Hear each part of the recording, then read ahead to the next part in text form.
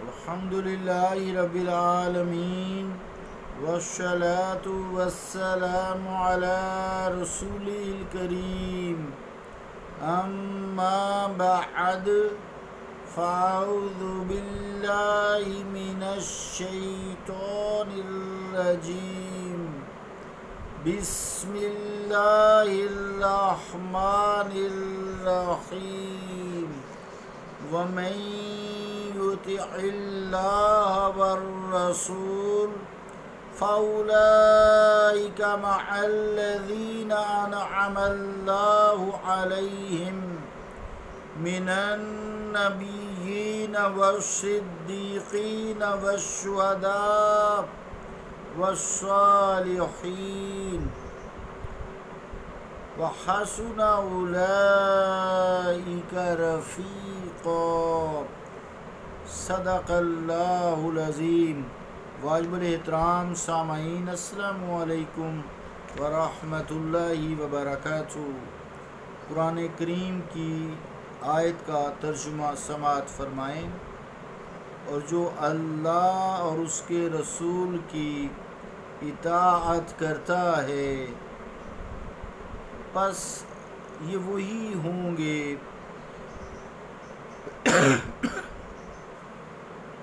جو اللہ اور اس کے رسول کی اطاعت کرتے ہیں، پس یہ وہی لوگ ہوں گے جو ان کے ساتھ ہوں گے جن پہ اللہ تعالیٰ نے انعام کیا ہے، یعنی انبیاء اور صدیقین اور شہداء اور صالحین۔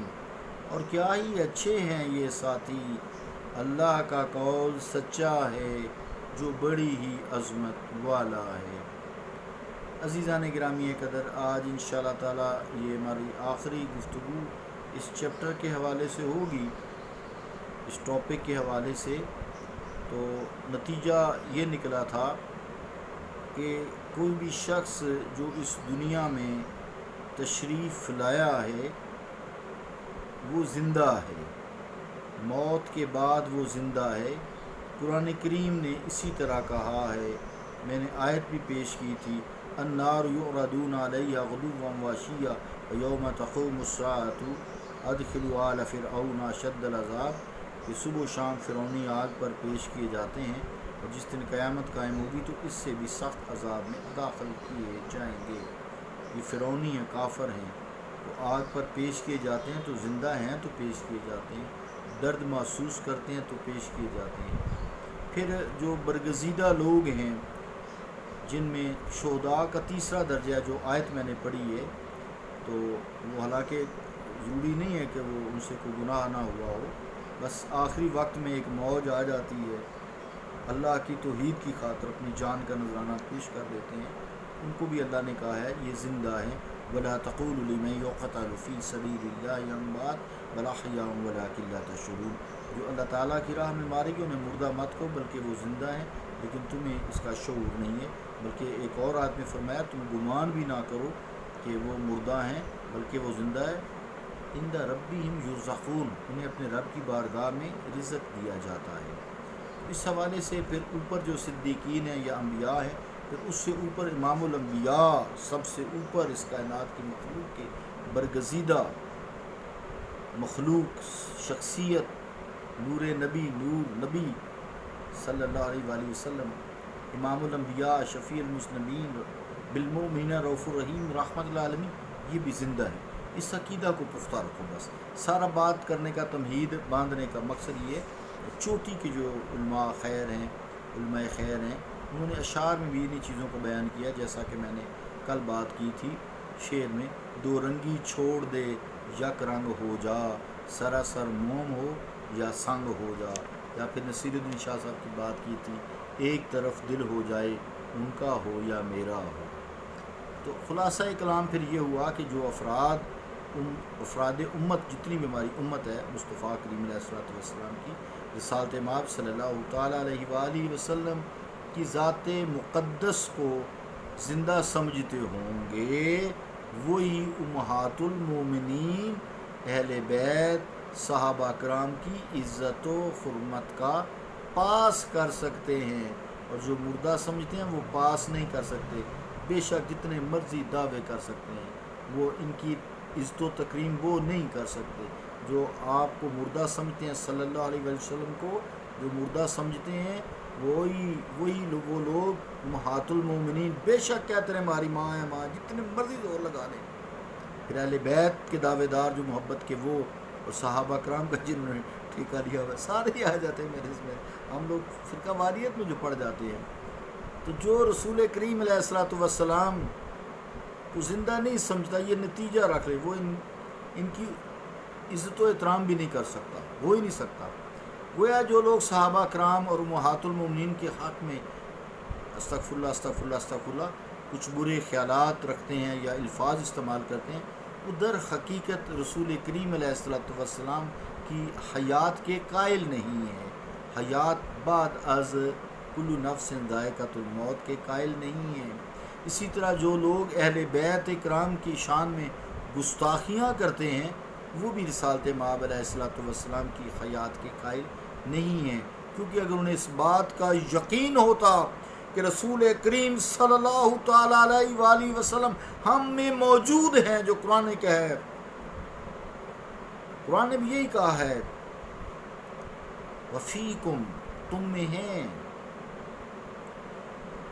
تو جو رسول کریم علیہ الصلوۃ والسلام کی حیات کے قائل نہیں ہیں، وفی انفسکم بھی کہا ہے، تو وہ مشاہدہ کر کے آپ دیکھ سکتے ہیں، مشاہدہ فرما لیں، وہ ہرگز ان کو ایسا نہیں پائیں گے جن کے دل میں امہات المومنین، صحابہ کرام اور اہل بیت کی اپنے اپنے مقام کے مطابق عزت ہے، جو رسول کریم علیہ الصلوۃ والسلام نے اللہ کے اذن سے انہیں مقام عطا فرمایا ہے۔ یہ لوگ اگر عہد رسالت میں ہوتے تو کیا رسالت مآب صلی اللہ علیہ وسلم کے ساتھ یہ سب کچھ، میں یہی کہوں گا، بک سکتے تھے؟ نہیں بک سکتے تھے۔ بس تھوڑے سے الفاظ ڈھیلے کر لوں، یہ سب کچھ جو یہ الفاظ یا گستاخیاں کرتے ہیں یا ایسے ہلکے الفاظ استعمال کرتے ہیں آپ صلی اللہ علیہ وسلم کے بارے میں یا امہات المومنین کے بارے میں یا صحابہ کرام کے بارے میں یا اہل بیت کے بارے میں، یہ وہ ایسے الفاظ استعمال نہیں کر سکتے، نہ لکھ بھی نہیں سکتے تھے۔ پتہ تھا عمر فاروق رضی اللہ تعالیٰ عنہ کہ تلوار کے مٹھے پہ رہتا ہے ہاتھ، ہر وقت سر کرم کرنے کے لیے تیار رہتے ہیں، ایک سے ایک بڑھ کر غلام آپ کی عزت و حرمت پہ مر مٹنے کو تیار ہوتا تھا۔ وہ اسی لیے یہ ہلکی باتیں کرتے ہیں نا، کہ ان کو یہ دل سے یقین نہیں ہے کہ رسول کریم علیہ الصلوۃ والسلام ہم میں موجود ہیں، زندہ ہیں، اللہ نے کیا ہے، قرآن کریم نے یہی کہا ہے، ایک نہیں بے شمار آیاتوں میں حوالہ بھی دیتا آیا ہوں۔ ظاہر ہے کہ آپ کو دیکھ کر اور موجود پا کر کسی مسلمان میں جرت نہیں ہو سکتی کہ وہ ایسا کر سکے۔ اگر ہمارے دور میں یہ سب کچھ ہو رہا ہے، کیا جاتا ہے، تو صرف اس لیے کہ رسالت مآب صلی اللہ تعالیٰ علیہ وسلم ان کے سامنے بظاہر موجود نہیں ہے یا انہیں دکھائی نہیں دیتے۔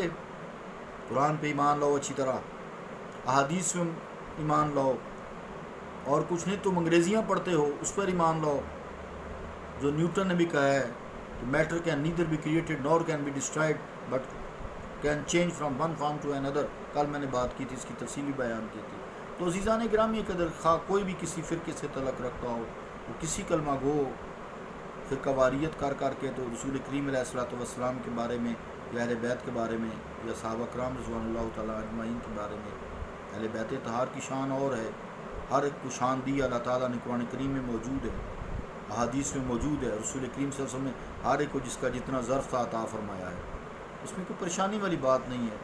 اے عزیزان گرامی قدر، غور کرو، نظر ثانی کرو اپنے افکار پر، اپنے نظریات پر، اپنے عقائد پر، چاہے کوئی دیوبندی ہے، چاہے کوئی وہابی ہے، کوئی سنی ہے، کوئی غیر مقلد ہے، جتنے فرقے بنے ہیں، اور یہ بنیں گے 73 رسول کریم صلی اللہ علیہ وسلم کا فرمان ہے۔ تو زیادہ علمبردار بننے کی کوشش مت کرو، موحد اعظم کہنے کی کوشش نہ کرو، شیطان موحد اعظم ہے، سب سے بڑا توحید پرست شیطان ہے، یاد رکھیے اس بات کو۔ شیطان نے کبھی شرک نہیں کیا، کبھی کوئی بدعت نہیں کی، بس ایک حضرت آدم علیہ السلام کی عزت و تکریم نہیں کی، راندا گیا۔ من الشیطان الرجیم، ہم پناہ مانگتے ہیں اسے، اعوذ باللہ من الشیطان الرجیم، پناہ مانگتے ہیں۔ ہاں، حضرت صلی اللہ علیہ وسلم کی شان اور آپ کی خصوصیات کو ہمیشہ پیش نظر رکھنا چاہیے، صرف توحید سے کام نہیں چلتا بھائی۔ یہ خالی توحید، شیطان قائل ہے توحید کا. آج تک کوئی دکھا دے احادیث میں سے، قرآن میں سے کہ شیطان نے کہیں شرک کیا ہو؟ نہیں کیا، شرک ہی نہیں کیا، کوئی بدعت نہیں کی، کوئی ایسا گناہ بھی نہیں کیا کہ راندہ گیا ہے. خارج کر دیا گیا ہے متقیوں سے، ہر چیز اس کی سلب کر دی گئی ہے. اگر خداوند عالم ایمان بالتوحید کے بعد کسی چیز پر زور دیتا ہے، یہ بھی ذہن میں رکھیں، صرف ایک طرف نہ لگ جایا کریں. اگر اللہ رب العالمین صرف ایمان بالتوحید کے بعد کسی اور چیز کی تلقین کرتا ہے، زور دیتا ہے، تو وہ اقرار رسالت مآب صلی اللہ علیہ وآلہ وسلم اور ایمان ختم نبوت کے ساتھ، چونکہ ہم آپ کی امتی ہیں. اگر کسی کو حضور علیہ الصلوۃ والسلام سے عقیدت و محبت نہیں، یا آپ کے ارشادات کا احترام اور پاس نہیں کسی بات کا، احادیث مبارکہ کا یا قرآن کریم کی کسی آیت کا، سب سے بڑی حدیث قدسی قرآن کریم ہے، اسے ادعائے توحید سے کوئی فائدہ نہیں ہوگا، یاد رکھنا. کیونکہ صرف توحید کا شیطان بھی ہے قائل، مگر صرف توحید کا شیطان بھی قائل ہے مگر شرط ایمان ہے محمد کی اطاعت یہ نہ بھول. شرط ایمان ہے محمد کی اطاعت یہ نہ بھول. عزیزان گرامی، یہ نصیر الدین شاہ صاحب کا شعر ہے. بہرحال خوش بخت جو ہیں رسالت مآب علیہ الصلوۃ والسلام کی ذات کو صمیم قلب اور یقین کامل کے ساتھ اپنے سامنے موجود پاتے، وہ ایسا کوئی عمل نہیں کر سکتے جو آپ کے احساس موجودگی کے منافی و معارض ہو، کیونکہ ان کی چشم حقیقت آشنا آج بھی. وَاعْلَمُوا أَنَّكُمْ فِي رَسُولُ اللَّهِ وَاعْلَمُوا أَنَّ فِيكُمْ رَسُولُ اللَّهِ وَاعْلَمُوا أَنَّ فِيكُمْ رَسُولُ اللَّهِ. قرآن کریم کی آیت ہے، خوب کان کھول کر سن لو، خوب اچھی طرح جان لو. وَاعْلَمُوا أَنَّ بے شک فیکم رسول اللہ، تم میں رسول کریم صلی اللہ علیہ وسلم موجود ہیں کا صیغہ ہے. یہ منظر جب سامنے رہے تو انسان احتیاط کرتا ہے. صلی اللہ تعالی علی رسول خیر خلقہ محمد وعلی آلہ وصحبہ اجمعین برحمتک یا ارحم الراحمین.